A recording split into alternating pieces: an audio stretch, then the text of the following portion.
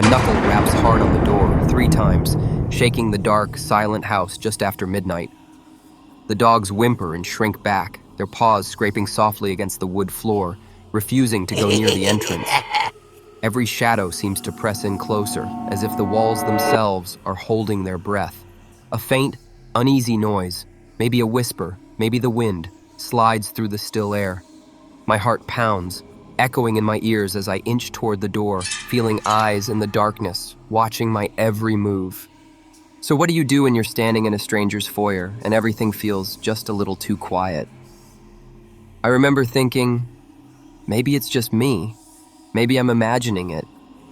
But as I looked around, the air felt heavy, like it was pressing down on my shoulders and making it harder to breathe. The house looked normal at first. Pictures in gold frames, clean wooden floors, light from an ornate chandelier spilling across the rug. But everyone was so quiet. I could hear the clock ticking in the next room, louder than it should have been. The owners, let's call them Mr. and Mrs. Wren, kept glancing at each other, these nervous side eyes like they were afraid to say too much or maybe afraid I'd ask the wrong question. Mr. Wren's fingers tapped on his leg, but the rest of him barely moved. Mrs. Wren kept smoothing the hem of her sweater, her nails digging in just a bit every time the floor creaked. They said, "Let's start the tour." But they didn't smile when they said it, and I noticed Mrs. Wren's voice had that thin edge, like someone fighting to sound calm. We stepped into the hallway, but it felt like every step was being watched by someone or something I couldn't see. Something in the air tingled, like right before a thunderstorm. Rooms opened abruptly, no warning. Mr. Wren twisted a doorknob, opened a door, then moved on, hardly pausing to explain what was inside. The kitchen was bright and spotless, but I swear I felt dozens of eyes on me as I crossed the tile floor. Little things felt off, napkins stacked with military precision. A drawer was open just a crack, the edge of a knife glinting inside. And every corner, every single one, had a camera. Some tucked just under the ceiling, others perched near the smoke alarms, their red lights blinking. When I caught one in the hallway mirror, I flinched. You got that prickle on your skin, like when you sense someone is staring at you from across the street. Mrs. Wren would say, "Quieter now. This is the living room." Her eyes flicked up to a camera mounted above the fireplace, as if she was trying to figure out if it'd catch her lips moving. The fireplace itself hadn't been used in a while, but I could still smell old ashes, mixed with something sharper, maybe cleaning products. There was a photo of a little boy on the mantel, maybe 5 or 6. His smile faded in the glass, but his eyes seemed to follow you wherever you stood. Every door groaned open, even though they looked new. Once, Mr. Wren reached for a handle, and it swung inward right before his hand made contact. He didn't jump, but there was a tight line in his jaw, the kind people get when they're scared but trying not to show it. "Guest room," he said, and left the door wide like he wanted me to really see inside. The bed was made, but crooked. A shirt was tossed across the chair, as if someone had been there just minutes before. I noticed muddy footprints on the rug, small, child-sized, leading under the bed. But no one mentioned them, so neither did I. The house seemed to react, doors opening or shutting just as we reached them, sometimes slamming shut loud enough that the dog, who'd finally decided to follow, bolted backward. Mrs. Wren tried to explain the layout, every word coming slower and softer as the tour went on. "There's the bathroom, and the office. This is, well, we use it for storage." She never walked into the rooms herself. She just stood at the door, hand gripping the knob so hard her knuckles went white. We passed a hallway lined with family photos. 3 generations looked back at us, but the faces were all blurred, probably from the camera, but still uncanny.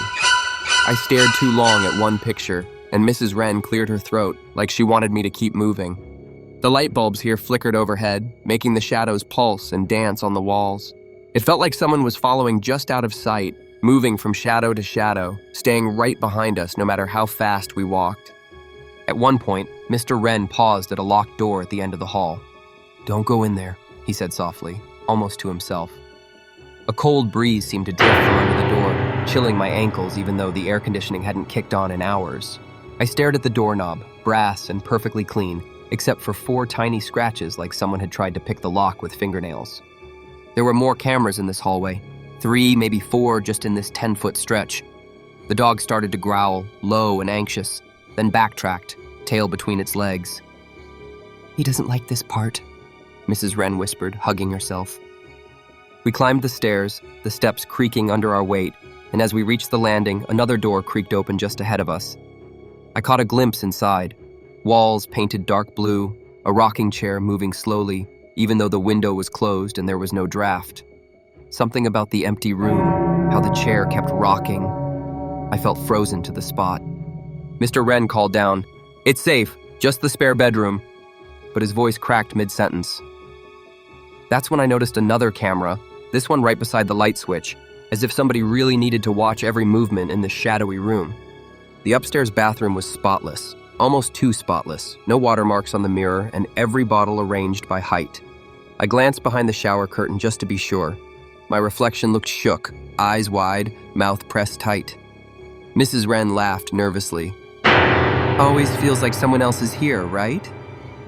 But she didn't sound like she was joking. At this point, I started to wonder if anyone ever really left this house. Was it possible the Wrens had been showing the same rooms to countless visitors over and over, never quite revealing what was actually hidden inside? Every time a door opened, I braced for something more. A whisper, a cold spot, a face behind the glass. And in the living room, I caught a glimpse of myself in the dark reflection of the window. It looked like I was standing with 3 people, not 2. But when I turned, there was no one else. Strange sounds started up. Thumps above us, a faint child's laughter, the tap-tap-tap of something on a window, even though nothing moved outside. The dog had disappeared down the hall. My hands felt clammy, and the clock in the foyer kept ticking, louder than ever. Every so often a door would slam or a window would rattle, pulling everyone's breath in at once. We kept going, room to room, but each door took us deeper into a maze that didn't seem to have an end. The hallways started to blur together. Every picture looked the same. Every chair faced away from the door, cushions dented as if someone had just been sitting there, but the room always looked empty when you stepped inside. Mrs. Wren's voice faded with every step, and Mr. Wren's face lost color under the flickering lights. I wanted to ask, has anyone ever finished this tour? But the words caught in my throat, because at this point, with every shadow pressing closer, with every door opening and closing like a clockwork puzzle, I wasn't even sure we'd find our way back to the front door. And then everything changed. We'd just left the last bedroom, hearts still thumping, when I noticed the hallway lights dimming a little more than before. Not enough to say the power's out, just enough so every corner went a shade darker, every shadow stretched longer. It felt like the house was making itself smaller, gently closing in. I tried to joke, maybe we should open a window and get some air, but even my voice sounded fake. The doors started acting strange. Every knob seemed colder than before, slick with something like sweat. I gripped one, trying to turn it open, and heard the distinctive snick of a lock, almost too loud for such a small sound. Echoes bounced down the hallway, making it hard to tell where the noise even started. Mr. Wren reached for another handle, but this one wouldn't budge. He jiggled it once, twice, 3 times, but the lock fought back each time. His hand shook a little as he stepped away. The hallway was filled with the faint scent of old wood and polish, mixing with something earthier, like fresh dirt maybe, or dust that had been trapped for decades. The floor was cold under my feet, almost damp, even with thick socks on. I glanced back and realized the dog was gone, tail tucked, probably hiding under the couch, away from whatever was making the air feel so tight. At one point, I stopped at a particular door, hand hovering just above the handle. The wood was scratched, paint chipped in layers, like it had been opened and closed 1,000 times. My stomach did a little flip. I tried to tell myself it was nothing, just nerves or maybe the strange lighting. Still, my arm wouldn't move. I watched my reflection tremble slightly in the brass doorknob. Mrs. Wren whispered from the end of the hall, "We don't open that one after dark." It was like the entire house reacted to each attempt to move around. If I pushed on a door, the neighboring one would groan on its hinges as though warning us not to continue. Sometimes you'd hear the gentle click of a lock behind you, right after you stepped out of a room, making sure you couldn't just walk backward and escape. Doors that were wide open just minutes ago became stubborn, refusing to move. We walked slowly through the living room again, couch cushions slightly dented, as if someone invisible had just gotten up.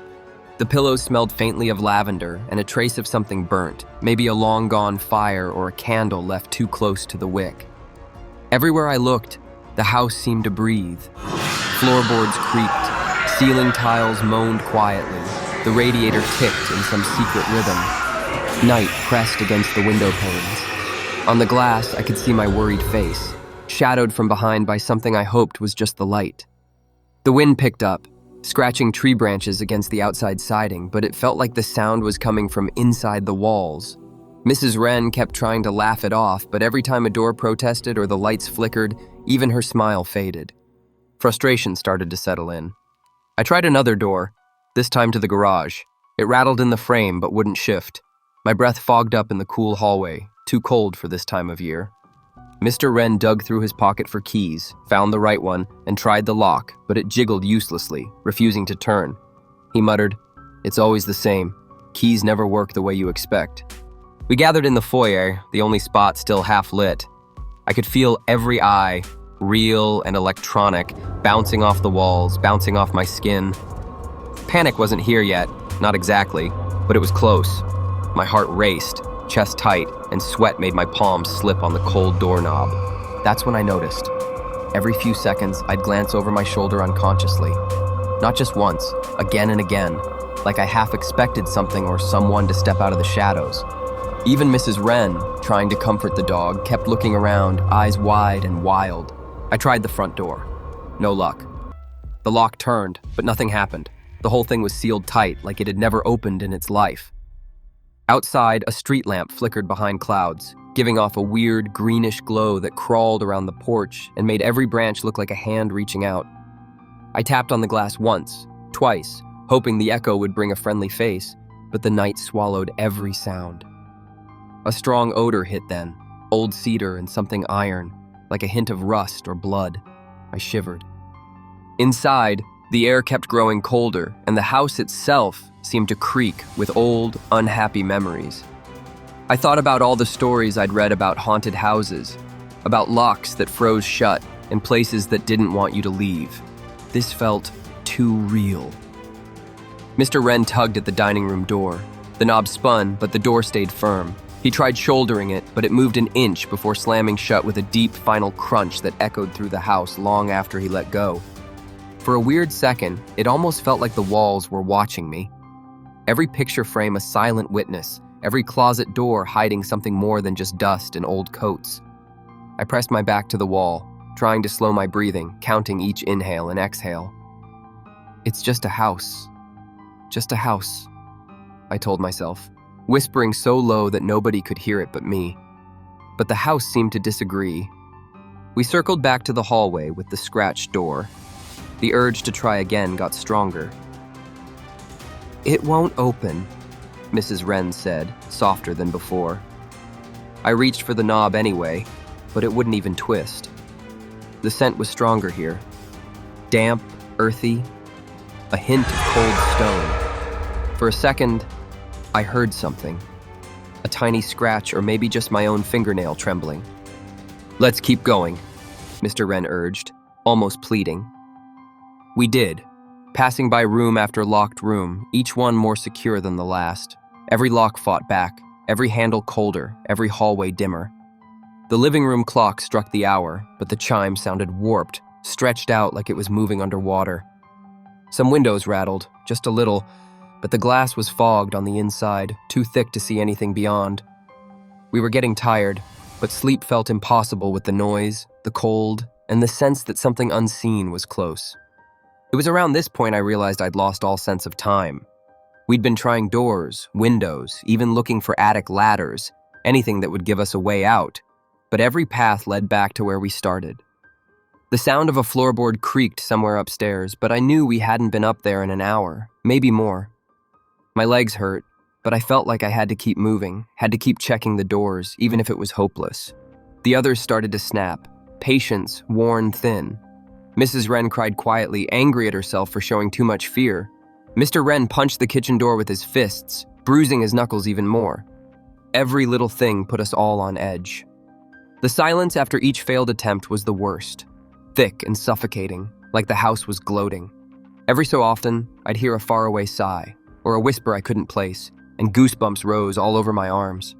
I started to notice strange markings carved in the wood on some of the doors, tiny X's and lines, maybe tallies, as if someone had been keeping count, but of what? At that moment, standing in the chilly half-dark with the dog whining nearby, I realized something strange. The scratching at the door we first heard at the start of the night was back. But now it was inside, not outside. Every instinct screamed to run, but there was nowhere left to go, nowhere left that hadn't already turned its back on us. The question is why? You know that feeling when you're almost positive someone's watching you, even if you're totally alone? That's what this night had become, except this time, there was proof. Cameras blinked in every corner. Every room was covered, sparkly red lights pulsing like tiny electronic heartbeats, recording every move. But it was never clear if they were there for safety or something else entirely.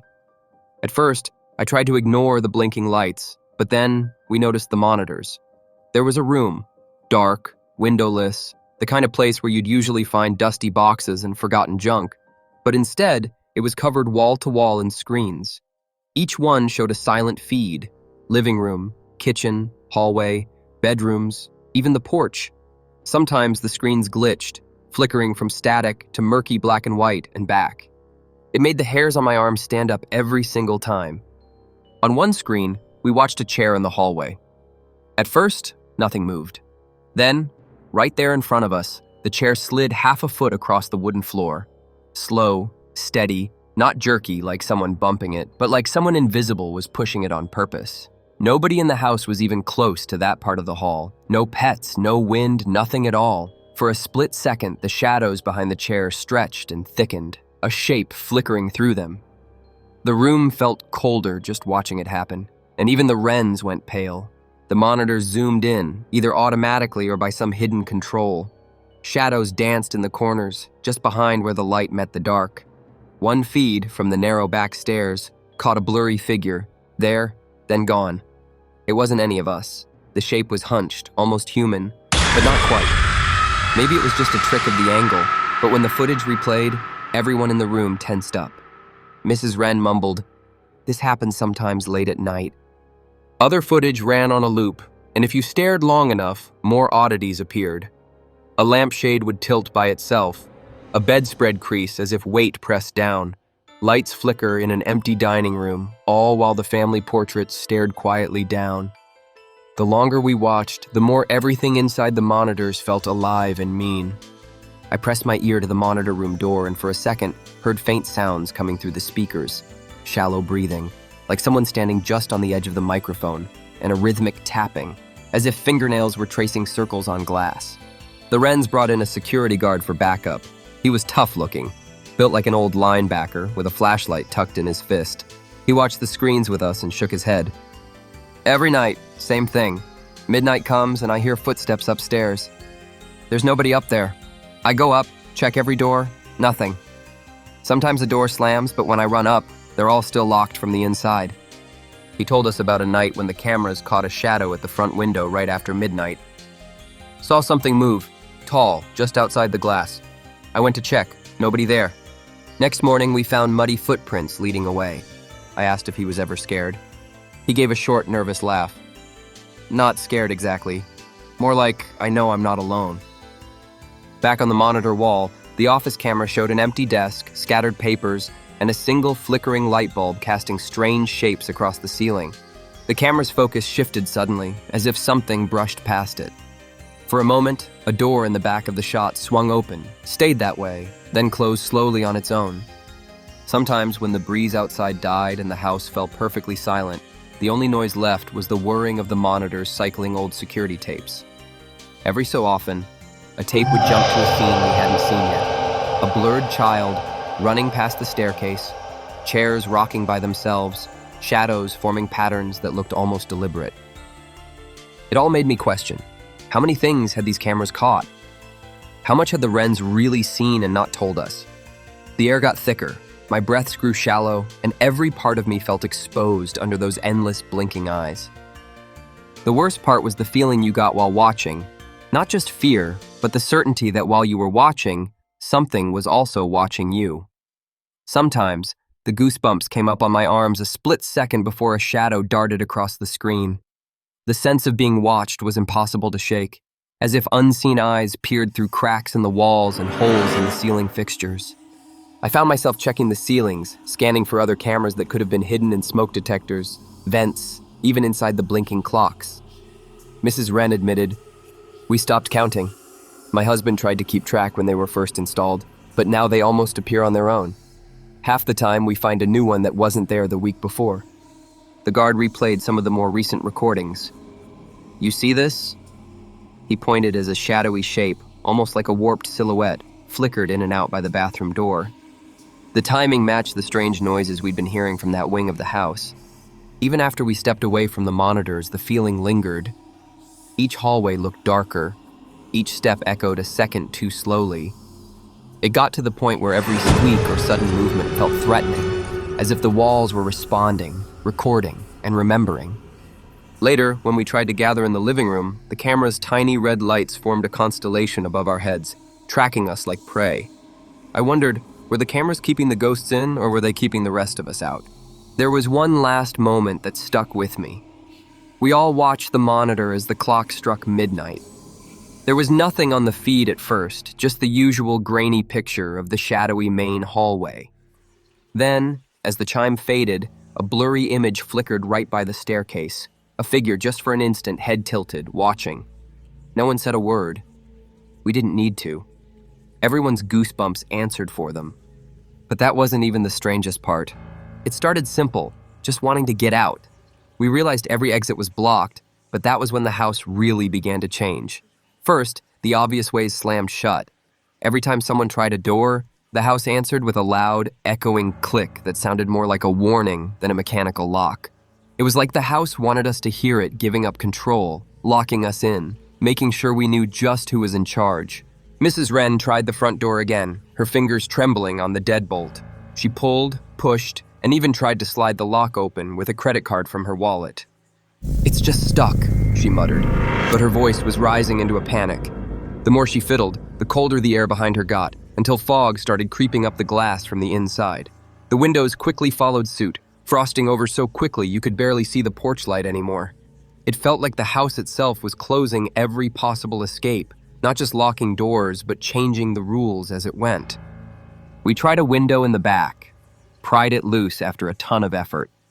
The outside air bit at our skin for just a moment before the pane dropped shut with a sudden, angry slam. The noise rattled the room, and suddenly every other window in the house started to fog, the cold seeping from inside, not out. Even the dog barked once, but then whimpered and hid under a table, nose to the ground. Stranger things followed. The hallways got longer. I'm serious. Hallways that had taken 10 steps before now seemed endless, turning corners that hadn't been there moments ago. We split into two groups, thinking maybe we could work faster that way, and quickly lost track of each other just a few doors apart. Yelling did nothing. The walls ate every sound, no echoes, just silence that pressed against your ears until your head hurt. Every time I tried to return to the living room, I'd turn a corner and find the same painting of a woman in a blue dress, staring without eyes, hanging over a piano that hadn't been tuned in decades. That painting was everywhere. Backtracking never worked. Every hallway felt like it was moving while we stood still, and sometimes the sunlight outside faded as if a cloud had passed, even though it was well after midnight. Every object started to change positions. I put my phone on a table in the foyer, but found it later beside the kitchen sink, screen cracked and battery drained.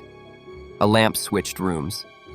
Shoes I'd left by the staircase showed up on the dining room table. The house had moved things. Not in any way that made sense, but just enough so you always felt slightly off balance. That's when the dread began to grow. Something was playing with us, and it knew the rules even if we didn't. At some point, desperation pushed us to try the attic. We hoisted ourselves up the narrow, splintered ladder. The trapdoor jammed behind us, locking itself with a fierce clunk. The space was cramped and freezing, dust swirling in the flashlight beam, cobwebs brushing our faces and sticking to our hair. The only window up there was so dirty you couldn't see outside, but the darkness felt alive, shifting with every whispered breath. Mrs. Wren's voice cracked as she admitted, "We've tried before. The house won't let us out. I thought it'd be different if we had someone new with us, but the house, it doesn't care." We heard footsteps again, heavy, impatient. They could have been above us, below us, or walking inside the walls. A sudden knock rattled the trapdoor, making us jump. The air was thick. Breathing got harder. I tried to force the door open, but it wouldn't move no matter how hard I pushed or yanked. The house tightened its grip, and the feeling of being stuck washed over all of us. The realization took hold. We'd never be allowed to leave unless the house decided so. The house was mean about it too. If you tried a new way out, it made things worse. One hallway doubled back on itself, leading to a small closet where the only way out was the way you'd come in. The floors stretched, sometimes creaking beneath our feet, threatening to open up and swallow us whole. Our breathing grew sharp and shallow. Nobody talked much anymore. The only sounds were hurried, whispered ideas and each other's desperate footsteps. Somebody sobbed quietly, pushing at one more window even after their breath had fogged it into swirling shapes. The voice in my head kept saying, "Any second now, you'll wake up. Any second." But I didn't. Fear squeezed tighter and tighter. It was the kind of fear that makes your vision blur and your mouth go dry. I tried to make a plan, but for every idea we came up with, the house found a way to block it. Try the cellar, the steps vanished. Try the balcony, the door melted into bare wall. Even Mrs. Wren said, "It's like it's alive, like it knows we're afraid and likes it." I felt my own hands start to tremble, the light from my phone stuttering as if the batteries were draining extra fast. Sometimes there was laughter in another room, so real and close you wanted to follow it for comfort. But I knew if I chased that sound, I'd never come back. Panic set in. Every option, every door, locked or just outright disappeared. By now, it was clear. None of us were getting out the way we came in. The dog refused to budge from under the chair, growling softly at something none of us could see. The house seemed to enjoy our misery, creating little loops. Familiar rooms in the wrong order, the kitchen turning into the study swallowing up the stairs, all paths ending in locked doors with cold, angry brass. We were exhausted. Fear had shifted to despair. Mrs. Wren slid to the floor, eyes shut, repeating, "It'll be morning soon." But the clocks, every single one, had stopped. It might have been midnight for hours by then, or days. All I could think was, what if there weren't any good choices left at all? What if the house never gave us one to begin with? And then everything changed. So if you're waiting for this story to tidy up, with heroes marching bravely out into the sunrise, or maybe someone finding the right door at the last minute, well, it doesn't happen. Not here, not in this house. We all kept searching, hope flickering like a candle about to burn out, testing doorknobs, tapping on frosted glass, whispering to ourselves or to the house if that would somehow make it show us mercy. And the strangest part? Nobody really remembers when the night ended. Maybe it didn't. Maybe the house let us all go in its own way, dropping us one by one back at the front door, hearts pounding, knees weak, gasping at the first rush of fresh air. Or maybe some of us never left. Not really. Because the story's never given up its ending, and after everything, you start to wonder if you ever left that place behind at all. Walking away, if you can call it that, none of us looked each other in the eye. We muttered goodbyes, afraid to share what we'd seen, what we'd felt. For days afterward, doors at home felt different, a little heavier. Mirrors held onto my reflection too long. My dog flinched at knocks late at night. Sometimes, I think I catch a red light blinking from a corner where there shouldn't be one. The feeling that you're being watched doesn't fade as fast as you hope it will. The questions hang in the air, growing heavier with each night that passes. Was the house alive? Really alive? Was something moving in the walls, behind the cameras, guiding us deeper with each step? Did someone, years ago, set all this in motion, or has the house always been waiting for someone new to push their luck?